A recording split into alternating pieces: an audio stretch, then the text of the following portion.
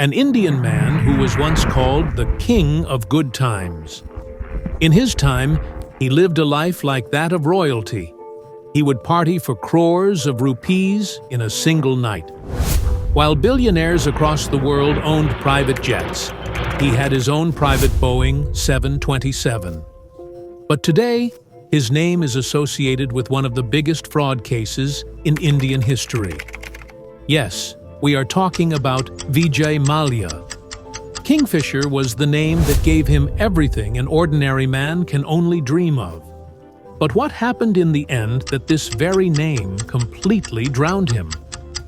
In 1955, Vijay Mallya was born into a wealthy family, and from childhood, all he ever saw was money.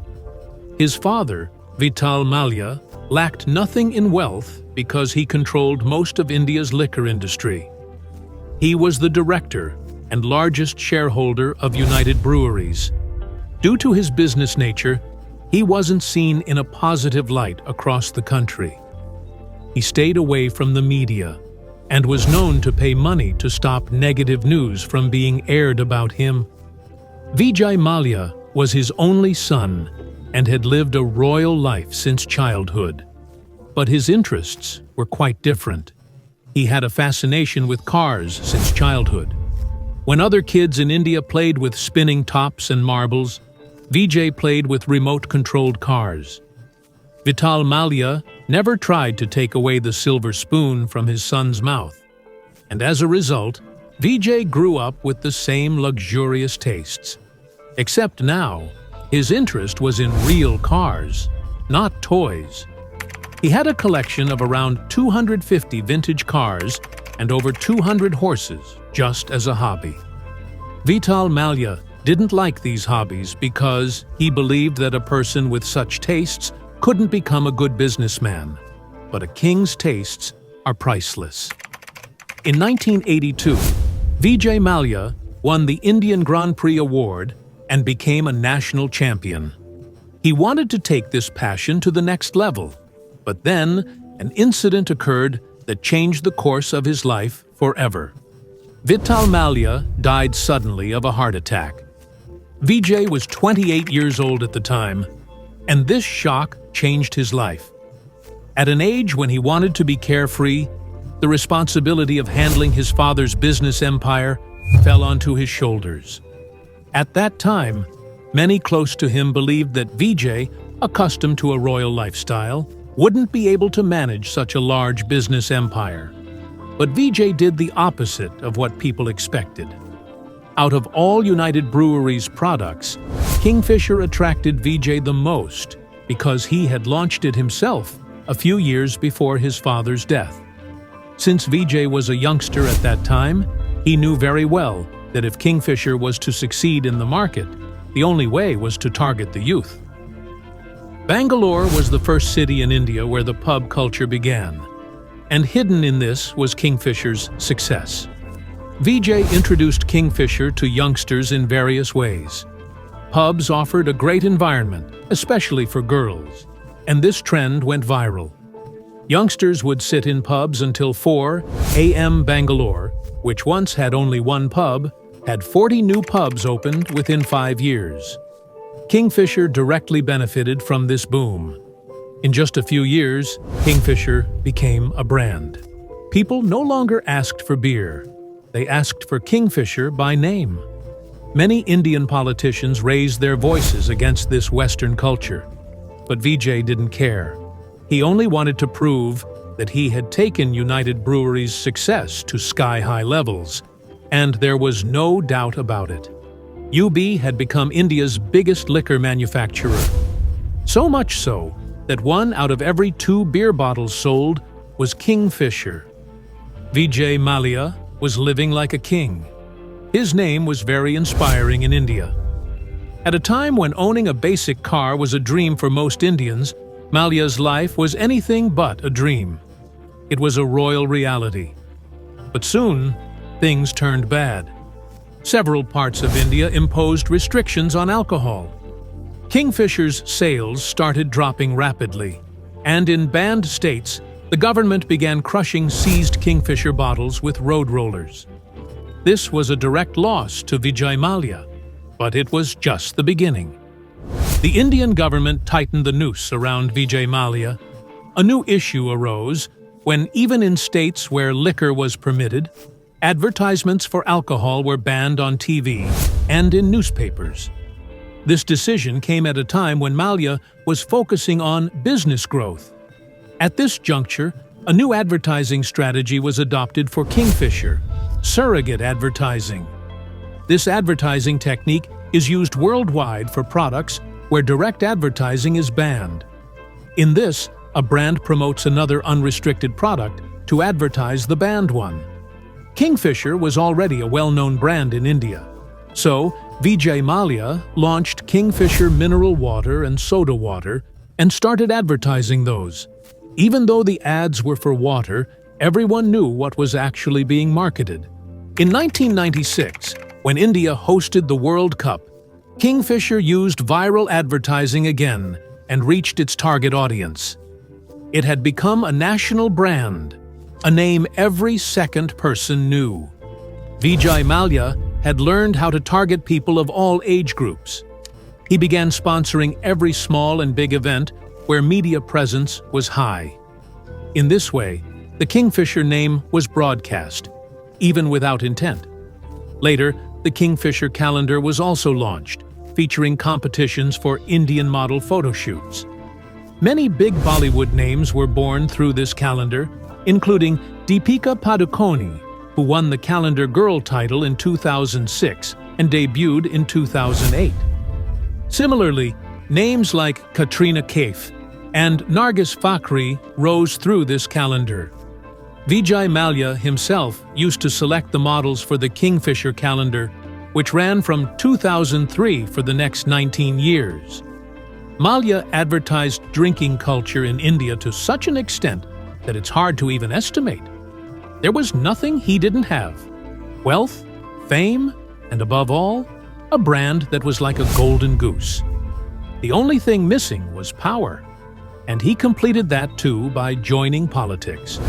The only thing he disliked was a title given to him related to his profession: the uncrowned king of liquor, or liquor baron. Deep down, it bothered Mallya that he wasn't seen in a positive light in Indian society. Everyone might hover around him, but he knew it was all because of money. Mallya wanted to earn a name that gave him respect in society. That's why a dangerous plan was brewing in his mind, one that would strip him of his King of Good Times title. In 2004, Vijay Mallya bought 12 Airbus A320 FEE worth $204.4 million and announced the launch of a luxury airline under the Kingfisher name. He wanted to upgrade the flying experience of the common man. The airline's commercial stated that they don't hire flight attendants, they hire models. For the grand launch of the airline, a huge event was organized, inviting high-profile guests from across the country. Kingfisher Airlines was launched on the occasion of his son's 18th birthday. It was a completely different kind of airline. Due to this launch event, the Kingfisher name spread across the world, and it began to emerge as a lifestyle brand. From the airline's flight attendants to its food menu, Vijay Mallya personally selected everything. The uniforms for the models were designed by famous fashion designer Manoviraj Khosla. This airline didn't have A-class or economy class, but it was called a luxury airline because Mallya claimed it had its own luxury class, Kingfisher class. And without a doubt, the services provided on these flights were far beyond what any other airline could offer at that ticket price. Soon, Kingfisher transformed the Indian airline industry. Gradually, Vijay Mallya's image of a liquor baron started to change, because now he wasn't just selling alcohol, he owned an airline too. Mallya was spending money on Kingfisher Airlines like water. One day, during a tour of the Airbus factory, the sales team surrounded him and showed him so many things that on the same day, Mallya ordered new planes worth $1 billion. Now the business shifted from budget airlines to premium class, which wasn't really what the market demanded, because most travelers wanted to fly affordably. Earlier, there were no class divisions, but then A-Class was launched, which offered the best services: luxury seating, premium service, and food that most Indians had never even heard of before, like lobster, whose name many passengers heard for the first time. Because of the new class launches and extra plane purchases, the operational costs of the airline shot up. More ground staff and extra flight attendants were hired, but due to the low demand for luxury class, sales didn't increase significantly. As a result, in the first 18 months, Kingfisher Airlines suffered a loss of 347 crore rupees. For Vijay, this was a small amount. Even in this condition, he kept pouring more money into the airline. Initially, Kingfisher Airlines only operated domestic flights, but Mallya was desperate to launch international flights. However, there was a problem. No airline could operate international flights unless it had 5 years of domestic experience. So, in a rush, he bought another airline called Air Deccan. Not only was this deal done at a price much higher than market value, but it was also financed with loan money that Mallya had borrowed from Indian banks. His plan was simple: take a loan, invest in the airline, and repay it once profits came in. It sounds simple, but in reality, it was a trap. Because the biggest condition here was that profits had to come. Anyway, Kingfisher had now become an international airline, and passengers were quite happy. But internally, the airline was sinking under debt. While all this was going on, Vijay Mallya was busy buying a Formula One team. Apart from that, he bought cricket teams as well, just to fulfill his hobbies, even knowing that his airline was operating on loan money. Then something happened that didn't just trouble India, but airlines around the world. In 2008, a recession hit the American market. Stock markets crashed, fuel prices rose, and people's purchasing power dropped. Whenever a recession hits, people start cutting back on unnecessary expenses, and travel is one of the first to go. Since the US dollar is an international currency, its impact was felt across the globe. And the same thing happened this time. Fuel prices tripled. Companies canceled trips. Tourists cut down. In such situations, only those airlines survive that don't engage in unnecessary spending. But Kingfisher Airlines was famous because of its extravagant expenses. Even during the recession, they didn't reduce their costs. Their ticket prices were lower than competitors, but their services were far superior. There was no doubt anymore. Kingfisher Airlines was running at a major loss, and it was only a matter of time before this bubble burst. And when it burst, it exposed many hidden secrets. On 12 September 2011, a Canadian research firm published a report titled "Pie in the Sky." Whatever was published in that report exposed all the hidden flaws of Kingfisher Airlines. Actually, the audit firm observed that while airlines around the world were suffering losses, Kingfisher Airlines was still offering premium services, even though many of its flights were going half-empty. When things started looking fishy, they began an investigation. They found out that Kingfisher Airlines' expenses were even more than its sales. The report became even more interesting when it revealed that all these expenses were actually being paid through loaned money, loans that Kingfisher had taken from multiple banks. In October 2009, IDBI, a public sector bank, gave Kingfisher a $200 million loan. Now normally, when any bank gives out a loan, it ensures that the borrower can repay it. For this, some sort of security is also kept. But Vijay Mallya showed fake documents to the bank, claiming how profitable the business would become and how easily he'd be able to repay the loan in the future. And because Kingfisher and Vijay Mallya had such a big name at the time, the bank passed the entire loan based on just his reputation. which was a highly irresponsible move. In 2009 and 2010, all of Kingfisher Airlines' expenses were either funded by loans or services taken on credit, which amounted to a recorded figure of $7 billion. The Veritas report caused a massive stir across India because it clearly stated that Kingfisher was on the verge of bankruptcy. After this report, Kingfisher was no longer provided fuel on credit. Things escalated to a point where the catering services that supplied meals to passengers had not been paid for months, and they too refused to provide food any further. This was a very tough time for Kingfisher Airlines and for Vijay Mallya. During this period, food shortages started happening on flights. At one point, flight attendants even offered their own meals to passengers. And then came the day when Kingfisher Airlines stopped paying salaries to its staff. The employees were given hope that soon the losses would be covered and everyone would be paid. Months went by. 6 months passed, but no one received a single rupee. The staff protested, but they received only promises in return. The saddest part was, while this was happening, while 900 employees hadn't been paid for 6 months, Vijay Mallya was still running a Formula One team and a cricket team.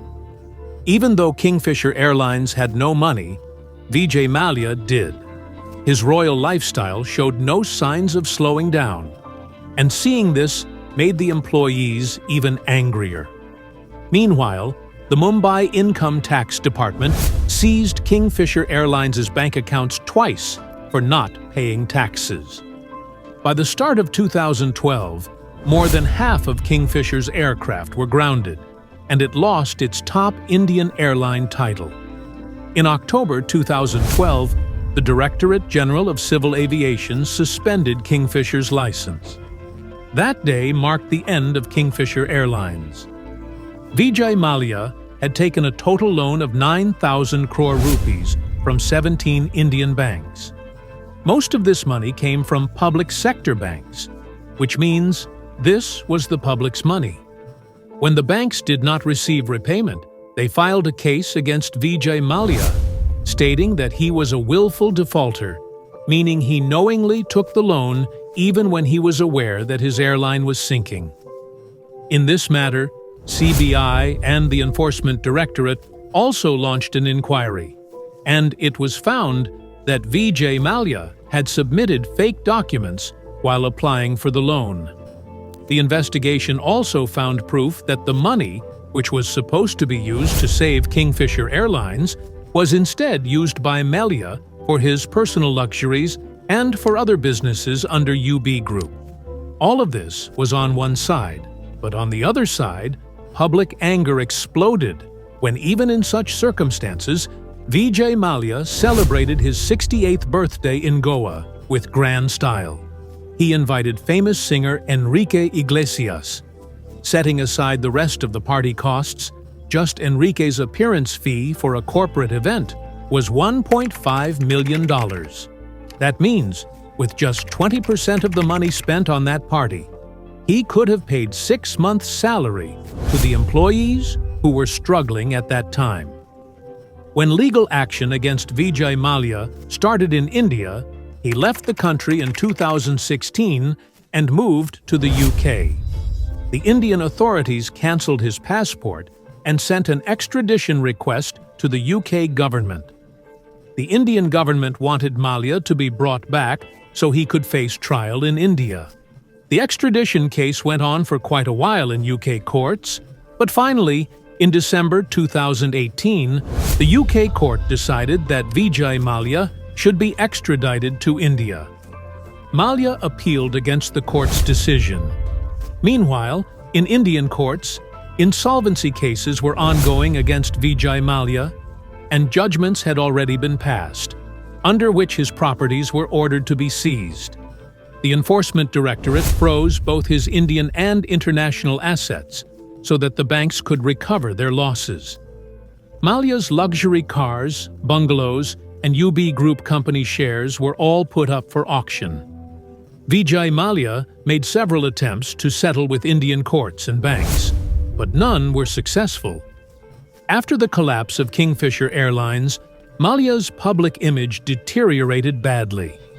He was heavily criticized by the media and the people, especially because while he was living a luxury life in the UK, in India, he was under pressure to repay the massive debt.